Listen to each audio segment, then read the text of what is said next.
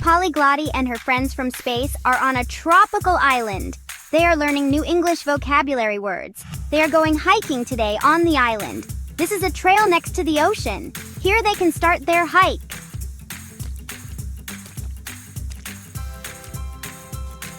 Look at this lush green tropical forest. So many plants and flowers and trees. That ant on the ground is carrying a green leaf on his back. Neat! Look at that black and yellow bee on that pretty tropical flower. Whoa! There is a blue and green caterpillar over there. Oh no, that is a mosquito. Don't let him bite you. Mosquito bites are so itchy. Wow! Look over there near the pond. That is a dragonfly.